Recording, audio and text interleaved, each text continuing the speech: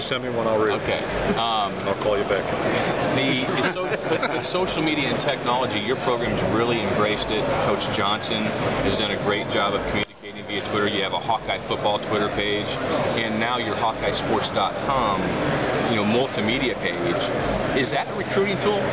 No question. Yeah, and I think Iowa fans enjoy it probably maybe as much or more, and there are probably a lot more of them than recruits that look at it. So it's all good from that standpoint. I don't like any of that stuff. It's not that I dislike it. I just don't have any interest in it, quite frankly. And I think it just seems like our.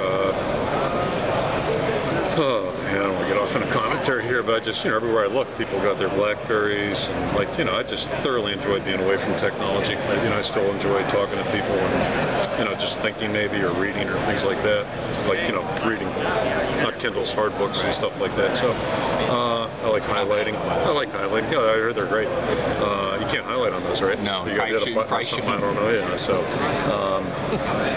But that's just not my deal. And but all that being said, I don't like the way recruiting's evolved either. It's trained. I liked it a lot better in the '80s. It was great back then, in some regards. Although back in the '80s we were calling kids on Christmas. Now how stupid is that? So there's better and worse. So I guess my point there is that recruiting's changed dramatically in 11 years, and we're trying to stay right there with everybody and trying to be at the front of the pack. Right. And just because I don't like it doesn't mean we're not going to do it.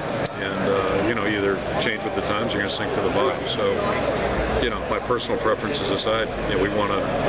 That's why I've got guys on our staff that are. Norm and I certainly aren't heading up that department. So was there anything on Norm's Facebook today at all about his retirement? Was there anything on there? I haven't had a chance to check it yet. I think he was playing Farmville. Twitter yeah, Norm's got a good Farmville goal. You talk about recruiting and changing and not liking it. I mean, these last two classes. Last year, by this point in time, I think you had 11 commitments. You've exceeded that. Most of the hay was in the barn by the middle of November. A, do you like that? And B, does that make you want an early signing period even more? I've always wanted an early sign. Not always, but recently I'm all for early sign. I have no idea why we haven't done it. And the arguments I've heard for not doing it are just ridiculous. One of the conferences suggested that it would speed up or accelerate the recruiting process. What are you kidding me? It can't go much faster right now. So that's totally ridiculous, and it's laughable. We need an early signing period that would be good for everybody, and anybody in the right mind would go for that one, unless you just thought you could talk everybody out of their commitments, which there are people who can do that. So we need that.